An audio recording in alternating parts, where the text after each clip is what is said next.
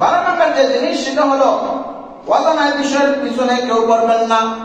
অজানা বিষয়ের পিছনে কেউ, অজানা বিষয় যেটা আমার কাছে অজ্ঞাত, আমি এই বিষয়টা ভালো করে জানি না, কান শো শো করতে করতে আমার পর্যন্ত আসছে, আমিও তার তালে তালে সেই মিথ্যা কথাটাও আমরা কি করছি বলেন, সত্যতে পরিণত করে নিয়েছি।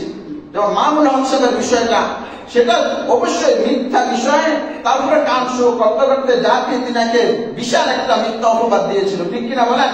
এজন্য শুধু তিনার বিষয় নয়, যে কোনো বিষয়ে তদন্ত করার কথা বলছে আল্লাহ তাআলা পবিত্র কোরআনে কারীম অন্যত্র বলেন, ইযা জাআকুম ফাসিকুন বিনাবাইন ফাতাবায়ানু, যখন তোমাদের কাছে কোনো ফাসিক সংবাদ নিয়ে আসে, আরে শুনছুনি ওই যে অমুক ছেলেটা তো এই কাম করে ফেলছে, অমুক মেয়েটা তো ওই কাজ করে ফেলছে, অমুকে তো ওই চুরি করে ফেলছে, ডাকাতি করে ফেলছে, বলতে একে ফাসিক বলছে আল্লাহ তাআলা।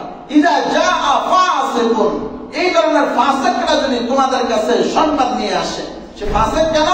কারণ সে তো একটা মুসলিমের ইজ্জ, সম্মান, মানহানি করার জন্য সে পিছনে পড়ে আছে, এজন্য তাকে আল্লাহ তাআলা ফাসিক বলে সম্বোধন করছে।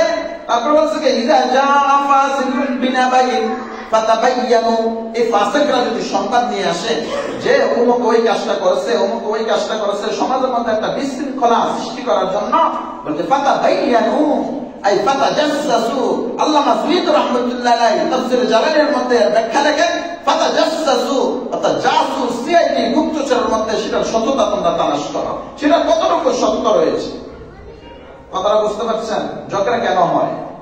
এই কারণেই তো হয়।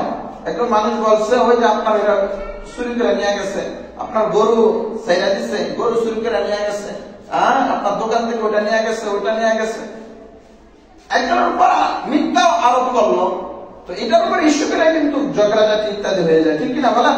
আল্লাহ তাআলা কি বলছেন? ফাতাবায়ানু আই ফাতাজাসসু, সেটার সততার জন্য তোমরা ভালোভাবে গুপ্তচরের মতো, সিআইডির মতো জাসুসগিরি করো। তাহলে 11 নম্বর দফা কি বলেন?